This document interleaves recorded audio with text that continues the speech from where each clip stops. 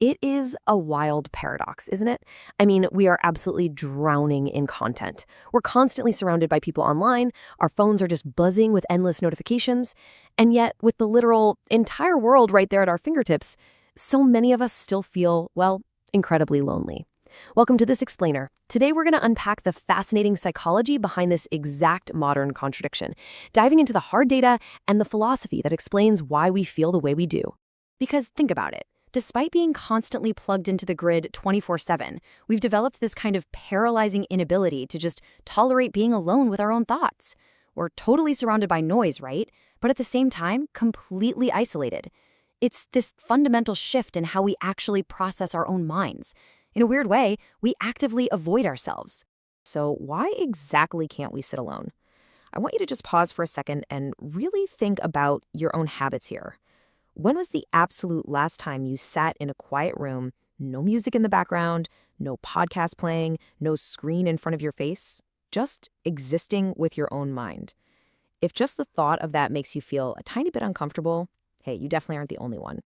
To really wrap our heads around this, we have to pull apart two concepts that we constantly mix up: loneliness and solitude. See, loneliness is a negative state. It's that cold, unwanted feeling of being emotionally disconnected from the world. But solitude? Solitude is entirely different. Solitude is a deliberate, positive choice to literally step away from the crowd. And when we intentionally make that choice, when we choose solitude, the results are absolutely powerful. By deliberately stepping away from all the noise, you create the actual space your brain needs for deep reflection, mental clarity, a huge boost in creativity, and some really profound self-awareness. You simply cannot figure out who you are when 1,000 different voices are yelling at you all day long. But here's the crazy part. This whole struggle, it isn't actually some new symptom of the digital age. Not at all.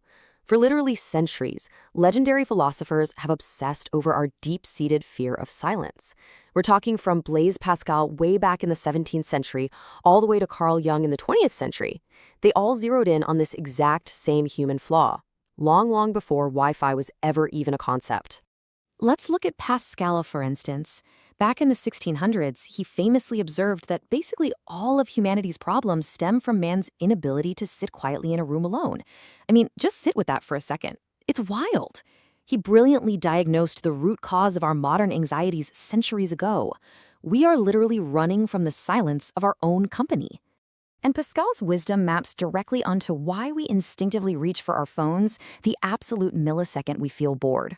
Constant scrolling and this addiction to stimulation, they aren't just about entertainment, you guys. They are modern escape hatches. Whether you're doom scrolling in the bathroom or just frantically checking emails in bed, we're desperately using these screens to avoid ourselves. We're constantly fleeing from Pascal's quiet room. Fast forward to the 19th century, and Arthur Schopenhauer adds this whole other fascinating piece to the puzzle. He noticed that intelligent people actually naturally crave quiet. Why is that? Well, because being constantly on and constantly reacting to crowds is incredibly exhausting. Our mental batteries get drained in a very real physical way. Now, take Schopenhauer's concept of exhaustion and multiply it by the internet. Today, we're endlessly curating these perfect online personas and maintaining just a massive web of performative relationships. Faking a smile on your fourth Zoom call of the day, it leads straight to total social burnout.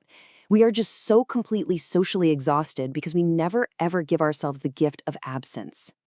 Around that exact same time, Friedrich Nietzsche argued that solitude wasn't just about recharging those batteries. He said it's absolutely crucial for individuality. Like, you actually need it to truly become yourself. But he also issued this really stark warning. Isolate yourself a little too much and you detach from humanity entirely. So it's a super delicate tightrope we have to walk.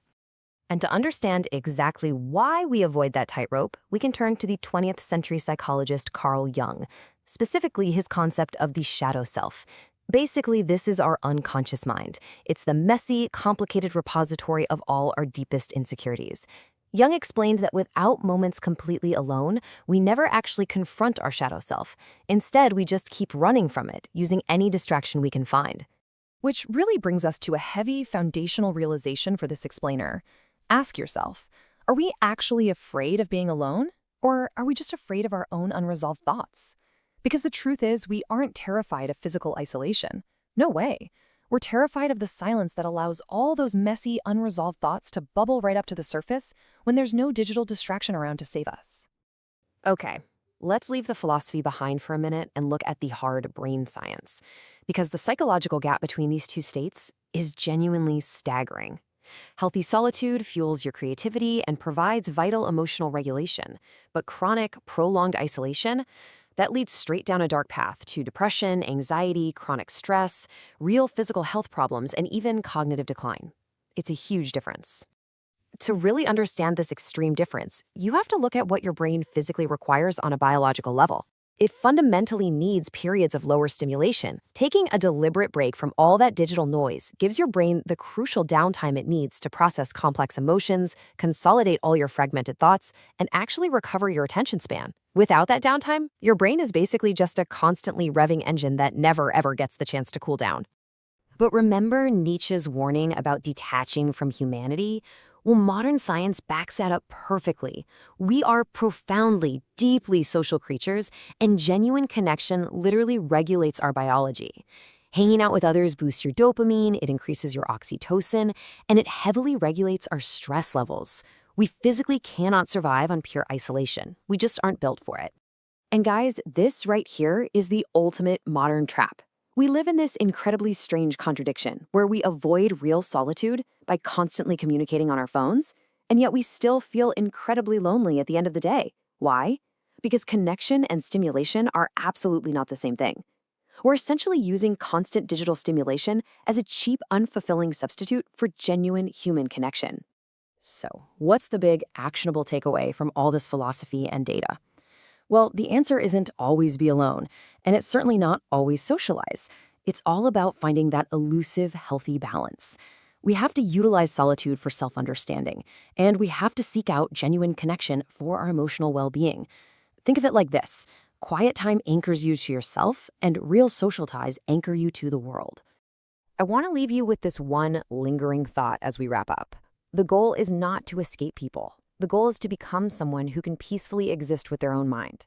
So the very next time you feel that familiar little itch to pull out your phone just to kill the silence, try just sitting in the quiet room instead. You just might discover who you really are.